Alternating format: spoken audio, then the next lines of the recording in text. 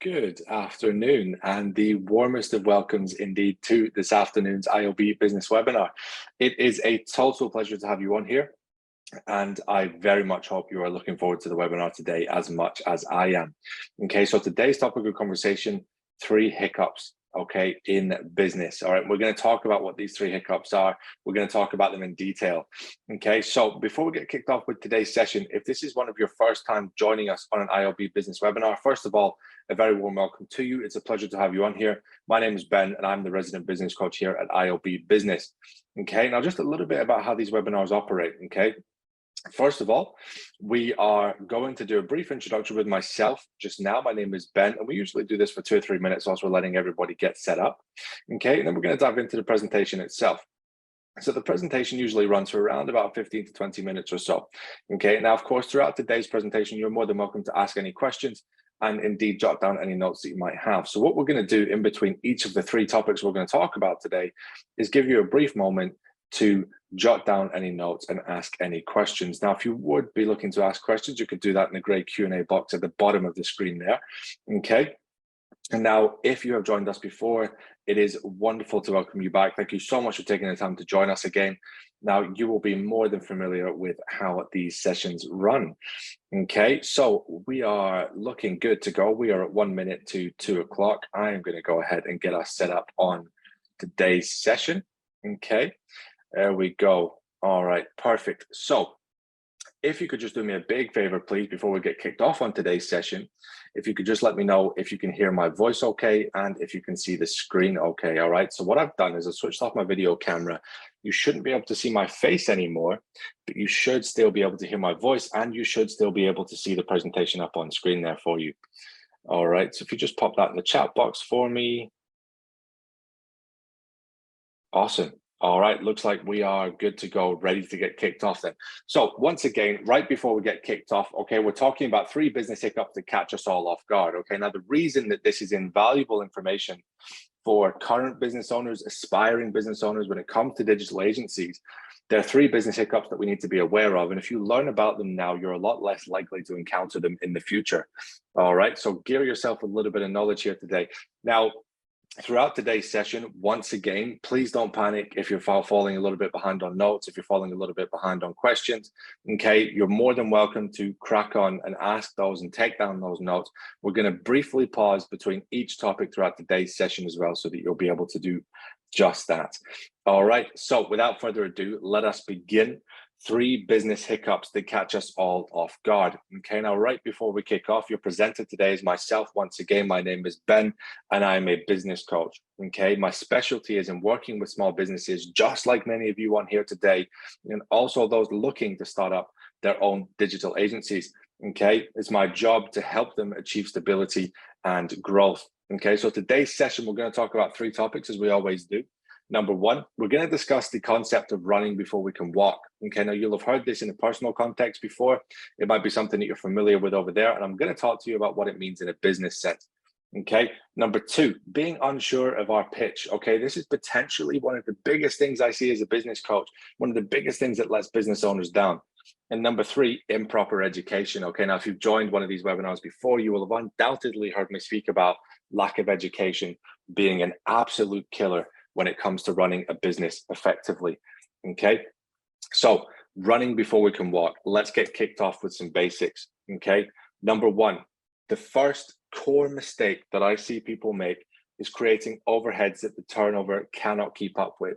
Okay, so to simplify specifically what this means is if our turnover is let's just say we're £1,000 a month turnover. Okay, a nice easy round number.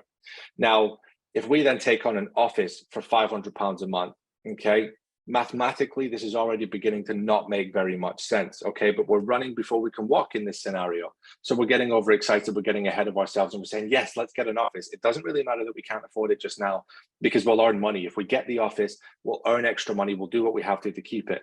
Now, whilst partially that concept may be true, and often, yes, when there is pressure on our backs to do something, we're a lot more likely to get it done. But why give yourself that unnecessary risk? Okay, so let's go back to the original example, £1,000 a month turnover for the business. Now, turnover is essentially recognized as all money earned by the business before profit. okay, before taxes, before expenses, things like that. So creating overheads that the turnover cannot keep up with. Office of £500 is an example of one. Then let's say your next move is to start an advertising campaign of £400 a month. Okay, so now you've got two overheads. You've got a £500 office, you've got a £400 advertising campaign, and you've got a £1,000 a month turnover. Okay, now not only does that not leave any money for you at all as the owner of the business, it also leaves you this £100 barrier to operate within, where if you even earned slightly less than you earned this month, just because of changes potentially out with your control, potentially a client leaves, potentially something doesn't go so well, potentially you only hit 950 turnover that month instead of 1,000, you're already putting yourself under the gun. Now, I know that these examples are big, obvious things, and I use them very deliberately to emphasize the point of how easily this can happen. Okay, now in a more complex sense, businesses do this in many different ways. Okay, potentially they're running staff salaries that they can't technically afford, but because they haven't looked at the books in a long time, they can't understand this and they can't see it. Not really for any fault of their own. It's just that simply they're not understanding what's happening. Okay, now an absolute classic one here is a business that has so much reserves in their tank, let's say. Okay, maybe they've got £50,000 in the reserves in the business account. They're actually losing money month on month, which means that they're spending more than they're earning, but they don't realize it because they're not looking at the monthly cash flow. They can just see that they've got plenty of money in the business account. So they really are not caring as much about how much is coming in and how much is going out, as long as they can see a lump sum in the bank.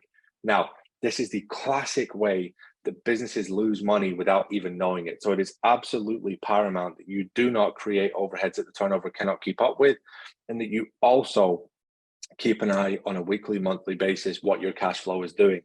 Okay, so another one, hiring too quickly. Okay, and we're going to talk about what incorrect team members could mean in just a minute there, but hiring too quickly is potentially maybe the second or third biggest mistake I see small businesses make. Okay, now especially digital agencies with this. Okay, because we think immediately we want to make this an automatic process. We want to automate the whole thing. We want people doing our jobs for us. We don't want to do the marketing campaigns. We don't want to do the hard work. We don't want to do the website development. Let's just outsource it. Let's outsource it. Let's hire somebody else to do it. Okay, now again, if I go back to that common methodology with you of hiring somebody or taking on something that is going to create an unnecessary expense, but we tell ourselves, no, it's fine, I'm going to pay it off. Now, in many senses, this could be compared to a personal situation where we take on big loans, we take on a new credit card and we say, it's fine, I'll figure out a way to do it. Okay, now, if that's true, and if you do figure out a way to do it, that is fine, because you've done what you said you were going to do. But most of the time, especially in a business context, it ends up being that actually they didn't do what they were supposed to do and it wasn't fine. Okay, but hiring too quickly, okay, why can this go wrong? First of all, you don't have, very, very likely, you don't have any standard operating procedures in place. Okay, so when the new staff member does come in, they don't really know how you do business or why you do it or what you're doing it for. They're just coming in and you're hoping that they can just pick up the ropes, but you don't really have anything to train or teach them. So they're kind of just there being unbelievably more inefficient than they would otherwise be if you'd built a proper business foundation for them to come walking into. Okay, so that is an absolute textbook mistake. You should have business operations in place that can be almost transferred across person to person to person, because they are so universal, they are so well trained and well put in that you can say, yeah, this is how we build a website, this is how we build a marketing campaign, this is how we deal with our clients during meetings. If there's an SOP, standard operating procedure, for everything, that means that somebody should be able to come in and pick it up and know what they are doing with just a little bit of input, a little bit of training from you. Okay. Now, the other reason that this can be, of course, detrimental to the business is because the business, let's say they're earning £2,500 turnover and you hire somebody for £2,000 a month. Whilst you might technically have the money to make this happen, the business cannot afford it. Okay. And again, if I refer to you in a personal context, let's say that you've got £10,000 in the bank and you want to buy a watch for 9,500. Technically speaking, you have the money to make that happen, but can you afford it? Okay, now affordability is a very different situation. Now, let's say that there's a cardinal rule here with coming to hire staff members. What I like to tell the businesses that I work with is that if you're looking to hire a staff member, you must have 6 months of their salary in the bank. So if they earn £1,000 a month, you must have at least £6,000, so that if the business stopped earning, for them. You could pay them for 6 months without thinking about it. The second thing that the business must be doing is earning sufficient money month to month in order to easily afford their salary. Okay, so net profit here. Okay, we've got turnover, we've got net profit. So let's say that your turnover is £10,000 a month and your net profit is £5,000 a month. That's 50%. That's very, very good. Okay, so if this is your situation, this is what's happening. You've got a spare £5,000 a month. Okay, so we're not looking at turnover, we're looking at net profit, because we need to know how much spare money you have month on month, which means essentially how much profit are you making. Okay, now if you want to hire somebody on a salary of £2,000 a month and you're earning a spare 5,000, so the 10,000 almost becomes irrelevant because that's your turnover.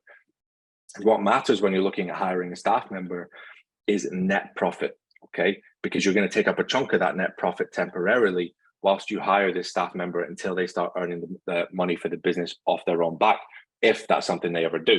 So 2 rules there: 6 months of salary in the bank for a staff member. Second rule, can the net profit comfortably afford the additional expenditure?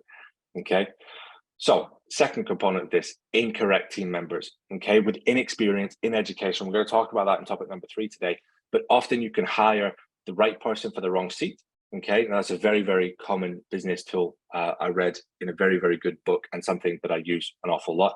Okay, now essentially what that means is you've got the right person for your business, but they put into the wrong job role. Okay, now you can do it in reverse. You can hire the wrong person, but they're in the right job role, so you know what you want. You've just hired the wrong person for that job. Okay, so really what this means is you are not putting it together properly when it comes to it. Okay, you're not understanding fully what it is that you require of somebody. So you're just bringing in somebody hoping that they're going to fill that gap, and they either don't fill the gap properly because they haven't been explained to, they haven't been told what it is that they need to do for the business, or vice versa. You've brought in somebody who's too well qualified, who knows exactly what they need to do, but the business just doesn't need it. Okay, so this is what it means with incorrect team members. All right, so offering a service to a client before the business or service provider is ready. Now, we're talking about running before we can walk. We're talking about going 100 miles an hour here before we've even built the car.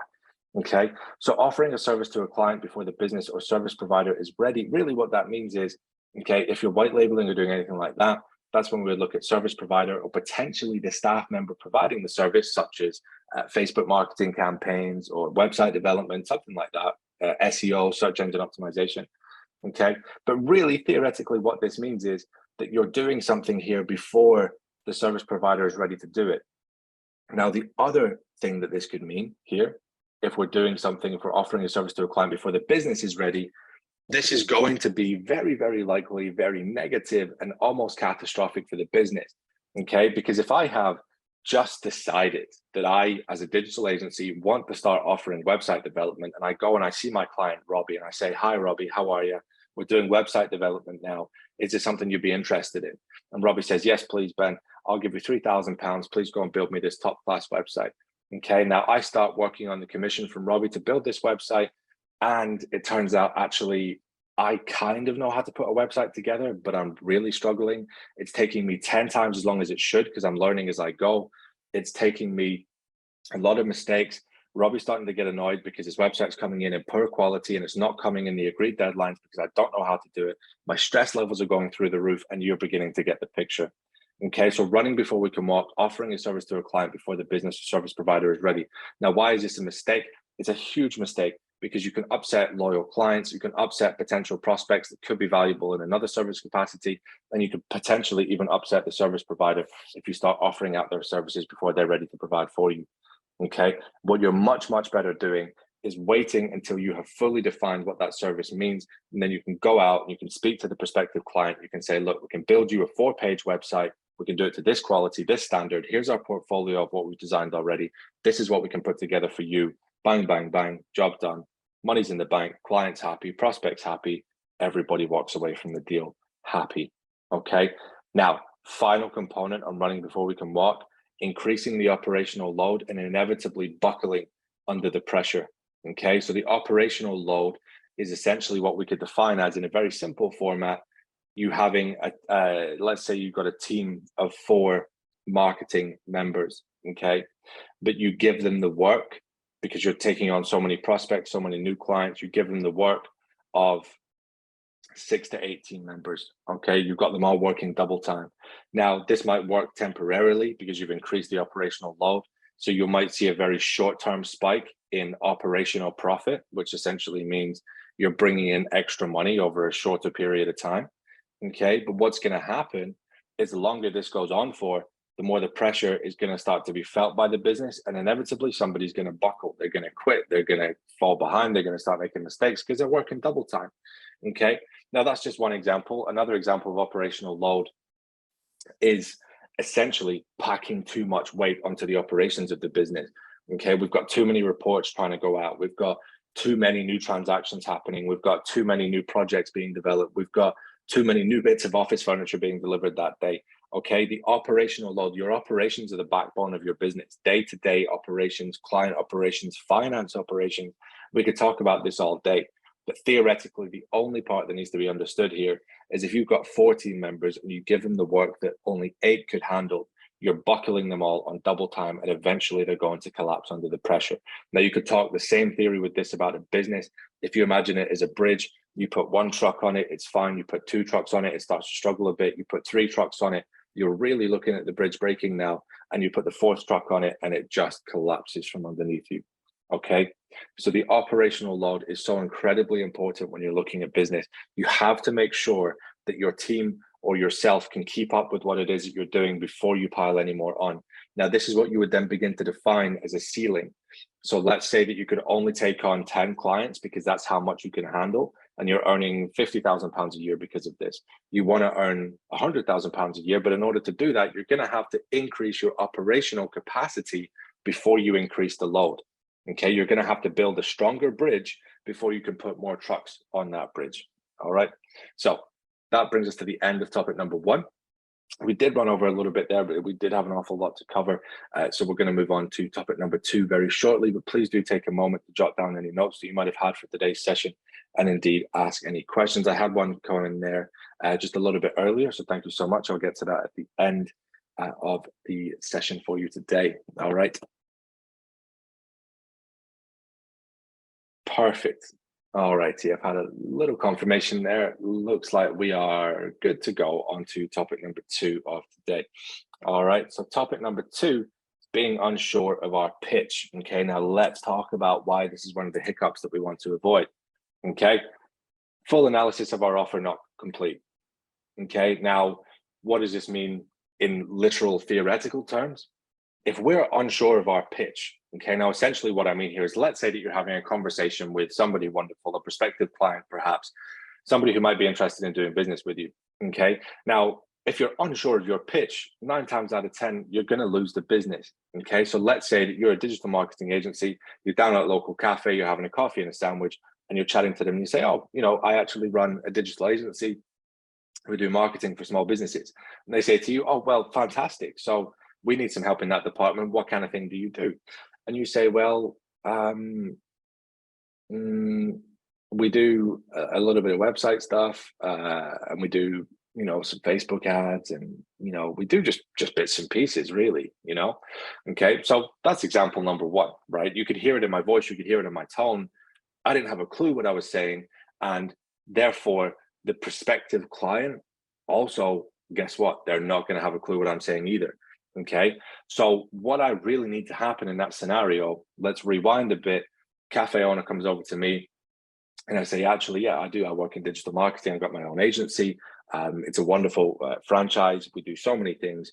What is it specifically that you need help with? Okay, so I'm asking questions, I'm probing. And they say, well, actually, we do find that this time last year, we seem to have a lot more customers. This time around, we haven't really got so many. We seem to be struggling a little bit. Okay, and I want to keep my staff members. I want to keep my team alive. Okay, so what I would then say in response to that is an infinitely more confident response. Okay, sure. Lack of customers is actually really, really common in bricks and mortar businesses. When you're relying on just foot traffic, sometimes it isn't enough. Sometimes we've got to introduce additional campaigns. So alongside some digital campaigns that we could run for you on Facebook and Instagram, we could touch up your website. And I would also advise doing a little bit more of an organic marketing campaign with your own social media to try and encourage a few more people to come into your store, because digital marketing is very much the way forward now. Okay, so you see the difference between those two pitches. All right, now full analysis of your offer not being complete. Really what that means is you haven't analyzed the different things that your offer could do and what it would mean for somebody. So when it comes to developing an offer for your business, we need to make sure that you understand exactly what it is that you're offering somebody, how much you're going to offer it for, and what benefits it could draw for them. Because if you don't have these three key things worked out, you're not going to know why you're saying it, and they're not going to know why you're offering it. Okay. So the next thing that you need to make sure of when you're looking at your pitch is a full analysis of your ideal prospect or client. Okay, if this hasn't been done, now you're going to see the word analysis an awful lot in topic number 2 here. Okay, and the reason for this being that we have to analyze ourselves, we have to analyze our business, and we have to analyze the types of things that we're offering. Okay, so a full analysis of your ideal prospect not being complete means that you're not really sure who your business is for. Every digital agency will have a specific market that they're geared towards in one way or another, whether it's multiple markets or whether it's a sole market. Okay, but full analysis of ideal prospect is so important for you, because when you're out there looking for somebody or a business, perhaps if you're B2C, business to consumer, or you're B2B, business to business, you need to know who it is that you should be approaching. Okay, so a full analysis of your ideal prospect is crucial, because maybe the cafe owner will come over to you again and you say, actually, yeah, I work in digital marketing, I've got my own agency, etc., etc., etc. And then they say to you, so what do you do? And you say, well, actually, you are exactly the type of person that we work with. Or you actually say to them, I'm really sorry, but we actually don't deal with businesses. We just do it with business to consumer. We do blog writing for people. We help individual influencers grow their brand, perhaps. Okay, so you need to be aware of who it is that you're actually looking to work with, because if you're not, you're going to end up going all scattered and chasing a bunch of different prospects in a bunch of different ways, but it's very, very unorganized, it's very, very messy, and you don't really know where you're going and what you're doing it for. Okay, now this is massively something that you want to avoid. All right, so the next thing that we should have in our pitch: summary of key selling points and prospective improvements as a result of using the service not complete. All right, so really what we're looking at here is the problem. Okay, so I know this sentence might be a bit difficult to swallow, so let me just run through that again. Summary of key selling points and prospective improvements as a result of using the service not complete by you. Okay, so what you need when you're looking at your pitch is a summary of the key selling points. It's just me that works in a digital marketing agency, for example. Okay, that means I can give you my full attention all the time. Another key selling point that we have: our customer service is unparalleled. Okay, nobody can match us, because I'm the one on the other end of the phone. I'm the one on the other end of the email. Okay, I have 10 years of experience in Facebook marketing, for example. I personally don't, but if that's something that you have, that's a key selling point for you, for your business. Okay, so, and prospective improvements as a result of using the service, what this means is this has to be part of your offer. Okay, it's all very well and good saying, well, I'm an expert in Facebook ads. What you need to make sure you're saying in your pitch, in your offer, as a prospective improvement, okay, an improvement that could happen as a result of using you for Facebook ads. So I'll give you an example, okay? We're running Facebook ads for many small businesses right now. And if we can run Facebook ads for you, there's a very good chance that your prospective improvement would be more customers through your door, more sales of sandwiches, more sales of coffee, more door delivery sales, okay? More drinks, more cold drinks, more food, whatever it is. I'm using the cafe example because it's an easy one to understand. All right, so prospective improvements as a result of using the service, that's like you saying, hey, I'm a great Facebook ads marketer. If you use my service, there's a very good chance you'll get more customers. Okay, that is a prospective improvement as a result of using your service. Now, finally, a huge mistake that I see is a rabbit caught in headlights effect. Okay, so what I love to do with my personal clients, I like to talk to them with this kind of thing, because I say, okay, tell me what your pitch is. Talk to me, sell to me, tell me why you're taking up my time today. Okay, and the reason I do this is because it trains them to understand that somebody could ask at any point in time, in any situation, anywhere, what they do. And you'll know this from a personal context. Rabbit caught in headlights, they've got big eyes, they're terrified, and they're frozen. They're not jumping out the way of the car because fear has gotten to them so much that they cannot move. They don't know what to do. All right. So if we look at this same effect in a human being, somebody says to us, so what can you do for me? You're sitting there completely unsure of your pitch, completely unsure of your ideal prospect, completely unsure of your key selling points or prospective improvements that somebody could get as a result of using your service. You're going to have the rabbit caught in headlights effect. You're going to be staring back at them. Your brain's going to go blank, and you're going to begin to wonder why you're not saying anything. Okay, we don't want that to happen. So please make sure that you've done a full analysis of your offer and everything else that we talked about on today's slide. Okay, now so that brings us to the end of topic number 2. We're going to move very shortly onto topic number 3. So please do take a moment to jot down any notes that you might have from today, and please feel free to ask any questions as well. All right, sorry, I'll bring that back up for you there. Oh, for some reason, it's not letting me go backwards. So I do apologize if you didn't get the chance to write down fully for topic number 3, but hopefully you, topic number 2, sorry, but hopefully you did. And we'll moving on to topic number 3. Unfortunately, it seems I can only go forwards. So point number 1 of topic number 3, improper education. Okay, so this is something we're going to be talking about to really finish up the presentation today. Okay. Directionless lead generation methods and or campaigns. Okay, now we're going to talk about a variety of points. We're going to run through about 3 or 4 things today on improper education and how it can really drastically affect your business operations and how well you run a business going forward. Okay, so like I said, many of you on here today, you're either prospective digital marketing agency owners, you're looking to get out there, you're looking to do it. Some of you already have digital marketing agencies, and some of you are just generally interested in running successful businesses as a whole. Okay, now it is a wonderful mixture of people we have on here, but the absolute salient point throughout all of us is that if we are not properly educated in whatever it is that we're doing, we're going to find ourselves struggling. Okay, so here's one example of improper education. Okay, directionless lead generation methods and or campaigns. Okay, so often what we see is people deciding that they need more clients. Okay, now, well, essentially, how do you get more clients? Well, you run lead generation campaigns. Okay, now in order to run lead generation campaigns, you can do these in many different ways. You can do flyer campaigns, you can do website promotions, you can do paid advertising, you can do organic advertising, you can do social media, you can do guerrilla marketing. You can do virtually an unnumbered, if that's even a word, an unlimited amount of things, okay, to generate leads. But directionless is the key word here, okay? Many of us might go into panic mode and they say, no, I need clients. I don't care how it happens. I'm going to try every single thing in the book. Now, if this works, great. This works possibly 1 to 5% of the time. Don't quote me on that. It's just a guess. Now, the other 95% of the time, we find ourselves having spent a lot of time, a lot of money, a lot of stress, a lot of effort.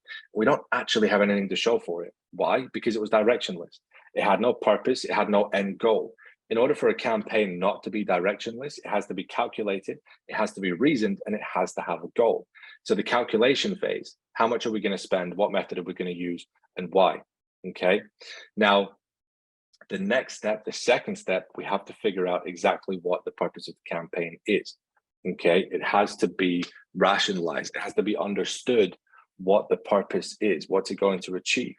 Okay, now once we have that, we can look at a goal. What's the goal? Do we want an extra 5 clients? Do we want an extra 10 clients? Do we just want 300 leads that we can work on later?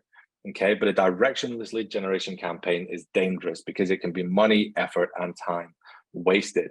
All right, now the reason that this affects you with improper education is because it's really much easier to build a successful lead generation campaign or a successful marketing campaign when you have been educated properly, because you know exactly how to set it up, you know exactly how to run it, and you know exactly what you're expecting from the campaign. Now, if you don't get what you wanted, you look back on the analysis and you figure out what went wrong if you are educated. Okay. Number 2, easily avoidable mistakes on client work. Okay, so let's say that you have hired somebody, or potentially even you yourself, you're writing a report for a client. Okay, now that report goes out to the client and the client's very unhappy. They come back and they say, actually, Mr. Smith, you missed 5 things on this report that I usually get. Okay, now you've missed this because you haven't taken the time to learn specifically about what that client needs, specifically what that client has asked for, or if somebody else sent the report, they haven't learned from you what needed to be taught in order to achieve a successful outcome on that specific report. So improper education, I don't just mean picking up books. I mean, occasionally it's something that we just haven't looked closely at enough. Okay, we haven't learned enough about the client. We haven't educated ourselves on their preferences. Therefore, we make an easily avoidable mistake. We upset them. They're very unhappy. And we potentially then run the risk of losing them as a paid client and as a valuable asset to the business. Okay. One of the potentially most catastrophic things that can happen with improper education is mismanagement. Okay. Now we're looking at borderline legal issues if we mismanage staff. Okay. Because staff concerns always need to be taken seriously. Staff issues always need to be taken seriously. Now, there are many, many ways in which staff members can become upset, and you need to be absolutely sure, and not just upset, they can become demotivated, they can become unhappy, they can become a little bit agitated. Okay. Because staff members are human beings just like you and I, and they need to be heard, they need to be listened to, they need to be managed properly. Okay, so mismanagement of staff concerns or issues can run you into lots and lots of problems if it doesn't affect your business, if it doesn't affect your financial outcome, it could even affect you legally. Okay, so it's very, very important that you have education on how to manage and take care of staff teams. Okay, now this is one of the biggest things that we sort of just do. We just hire somebody and hope that everything's going to be okay. And then when they tell us that they have a problem, a concern, an issue, guess what? We don't have any clue how to deal with it. Okay. Now, managing staff, managing teams, you can read books, you can listen to webinars, you can do all this kind of things. But probably the most productive way of learning how to do something like this is by speaking with somebody who knows already what they're doing, getting yourself HR, human resources, education, and understanding how to properly manage these things. Okay. And finally, the absolute final point of today's session: lack of documentation and procedures. Okay, now this is something we spoke about right back at topic number 1 today. Having a lack of documentation, standard operating procedures can affect you in many, many ways. It can make the business move a lot more slowly because there are no methods, there are no practices, there are no procedures. It can allow much more space for mistakes than it would otherwise if you had an SOP in place, because nobody knows how to do it. Nobody's been told how to do it. Okay. But more importantly than anything, if your business doesn't have a personality, it doesn't have a brand, it doesn't have a reputation, it doesn't have a way of doing things, you're going to find it difficult to run, because your staff members will come in, they won't know how you do business, why you do business, who you do it for, who your ideal clients are, how you build websites, how you run marketing campaigns. They won't know any of this stuff. Okay. That's one reason why you need procedures, but probably the most crucial reason that you need procedures in place is so that you make much less mistakes. The mistakes will still be made, but significantly less if you have standard operating procedures. And number 2, effectiveness. And in many cases, effectiveness equals money. Okay. If it's taking somebody 10 times as long as it should to build a website, they're going to make a lot less money for the business. Okay. So I'll leave you with that core prime example. Okay. So I'm going to give you a moment, just like we have done on the past 2 topics, to jot down any notes that you might have, and indeed ask away with any questions. Thank you so much for that. I will get that in just a moment. We're going to go into the Q&A session very, very shortly. Okay. So we're going to do a brief recap now. Okay. Number 1, complete your groundwork, then progress. Okay. This is so important. Make sure that you have set up the business properly. Don't run before you can walk. Number 2, know your business, know your market. Okay. It's absolutely vital that you understand what your offering is and who you can offer it to. And finally, number 3, any leader in any situation should always be learning, because there are always things that you can improve on, always things that you can be better at. Okay. It would be naive of us to ever think that we know everything. All right. So a fantastic effort from everyone today. Thank you so much for taking the time to join us today. I hope that the lessons learned were valuable in here. Okay, so as a massive thank you for attending, you're more than welcome to talk to a member of our team. If you'd like to head over to iob-business.com/talk-to-us, you can more than welcome at this point to book a call at any time that suits you. Okay, so what I'm going to do is I'm going to leave this link up on the screen for you there, whilst I go and pick up the questions that we have from today's session. All right, so first question: why is documentation relevant? Okay, awesome question. We just covered that at the end, so it's good to do it again. Okay, you may only face an issue once every 6 months. All right, and it could be the same repeating issue, but if you document the resolution, okay, now here's an example. If you document the resolution, You won't waste any time when resolving the issue. Okay, that's just an example here, right? But let's say the documentation, let's say that's slightly different to standard operating procedures. Okay, let's say that you've got an issue that continues to arise all time and time and time again. But if it happens only once every 6 months, there's a good chance that by the time you face an issue, you completely forget how you handled it last time. You remember the issue coming up, but you can't remember the resolution. But guess what? If you keep a documentation of how you resolved the issue the last time, you can go ahead and you can do it again much quicker, much more easily. All right, fantastic question. Thank you so much, because we didn't get the chance to answer it quite that way. So very well done, and a very big thank you. Okay, question number 2 from today. Would it not be true that any lead generation is better than none? Okay, so another fantastic question. All right. Now, whilst we encourage brand awareness and reaching out to the right prospect, if you launch an incorrect campaign, you could actually harm your brand and waste your financial resources.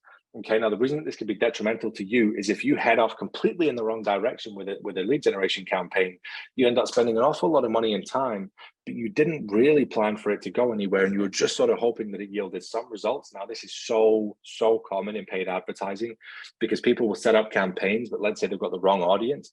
So, you know, a bunch of people are seeing adverts for a digital marketing agency that would never use it. Potentially, they're all employed people that live at home, for example. They're completely the wrong audience. So it's not that your advert isn't being seen. It's just that it's being seen by completely the wrong people. But it doesn't mean that Facebook's going to take any less money off you, because it's still showing it to these people. So that's just where a lack of education or going off in the wrong direction with a campaign could affect you. And I hope that that makes sense. A wonderful question. Thank you for asking. All righty, cool. So just going to check if we've got any more questions from today. All right, and it looks like we don't. Looks like we are all set, all done for questions, and all done therefore with today's session. So once again, an enormous thank you very much indeed for taking the time to attend. I hope that you have a wonderful rest of your day, and that you have a wonderful week ahead. All right, take care and bye for now.